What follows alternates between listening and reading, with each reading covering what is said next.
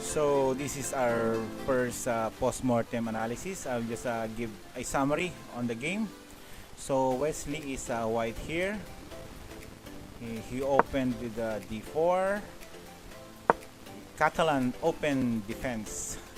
d5, c4, Queen's Gambit, e6, knight f3, knight f6, g3, bishop e7, standard opening. Castle kingside,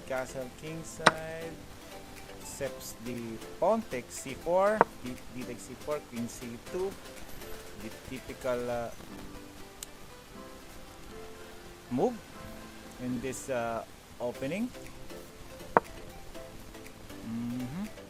Getting ready for b5 for protection the pawn on c4. Then of course automatic a4 for the defending b5. So bishop d7, rook d1. Okay, so this is a common maneuver for the bishop. I first saw this maneuver in French defense before. Okay, trying to challenge this bishop. Oh, sorry, bishop on g2, because the bishop on g2 has a big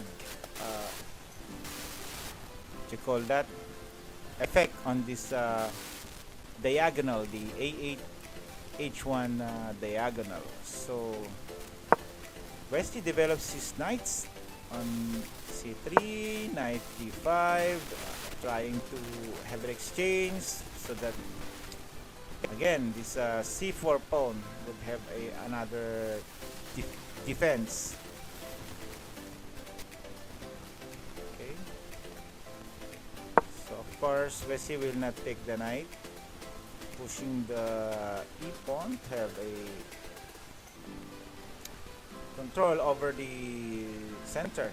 Okay, so black decides to take on the knight on c3, b takes c3. Now Wesley got these two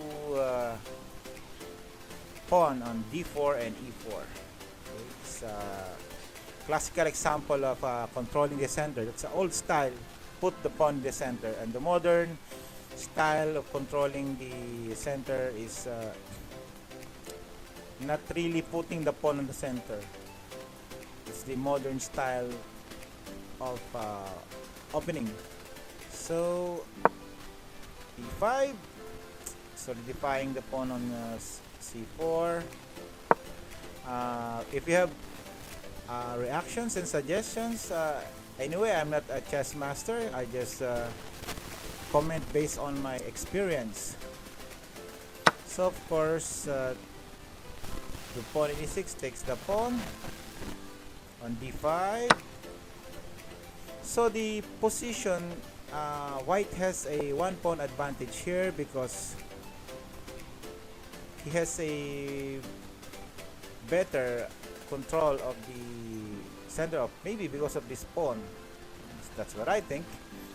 Okay, so e takes d5, threatening to take on the bishop on c6.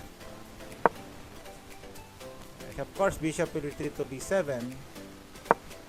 Okay, knight d4, developing the knight and paving the way for this bishop on g2.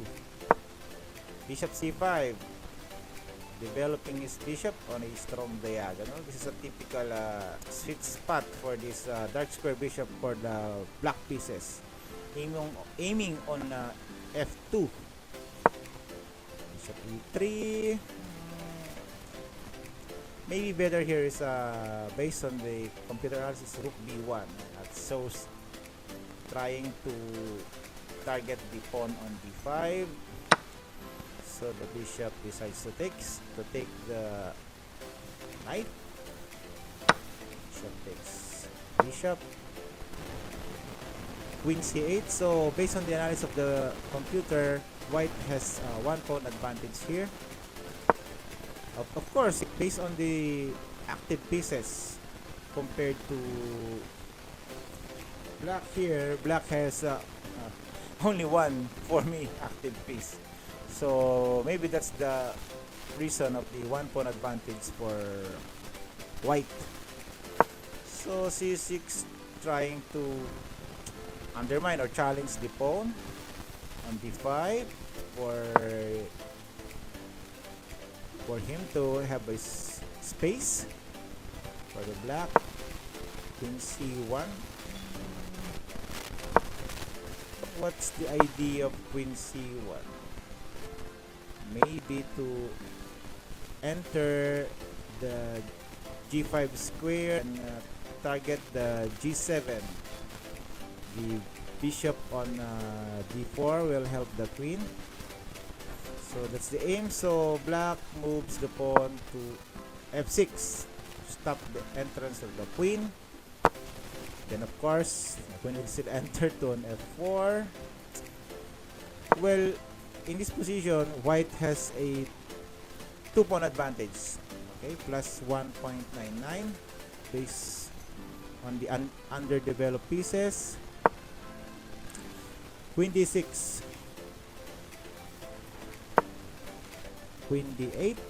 So based on the computer, it's the best moves. Then here white made a mistake. He shouldn't have not exchanged the queens. Alternative here is bishop c5 to have better development, maybe for the bishop. If the queen would capture the queen on d6, the bishop would capture the queen. So maybe the bishop would be better on d6. So game continues. Capture. It's also a good move, developing tempo. So now here's the puzzle to me. d6. d6 is a mistake. Better is bishop c7. So let us see. For example, bishop c7.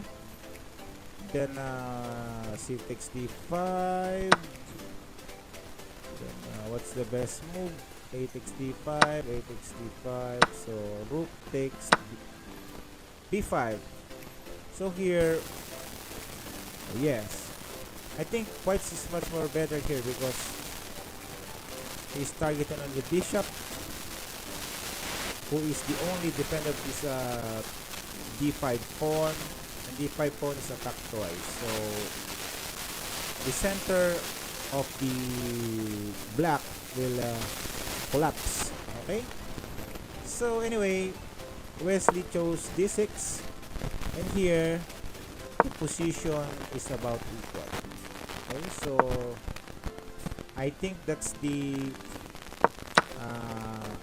key mistake, not actually a key mistake, because we have the computer who is analyzing with us. So it's different when human is thinking by themselves, just like Wesley saw.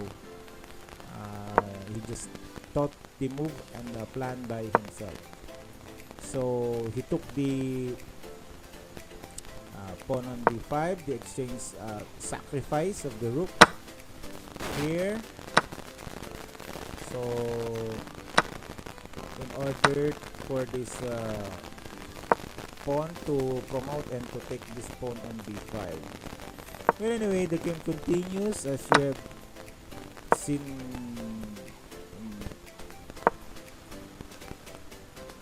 the first part of the video. Okay, so let's just move it forward. Okay, so in this position, this last part of the game, the rook cannot leave the first rank, because when the knight is in f3 and the king will go on g2, and the rook will enter, and a typical Arabian wait will happen. That's why Wesley so did not leave the first rank. Okay, and the last part of the, well, as you can see, another because of that idea, uh, Wesley is forced to give up his rook here. The move of Wesley here is Rook e2, which is a big blunder. He should have played just maybe on time trouble. He should just have played Rook b1 or maybe Rook c1. Okay, so he made the blunder move Rook e2. Then of course the black will enter the first rank. Check. King g2. Then check. Of course, if the king will, for example, go here, what's the best one for black? F3, king g2, and it's checkmate. So that's our. I hope you understand. If you have comments and suggestions on my analysis, just comment below. Thank you very much, and good chess to everybody.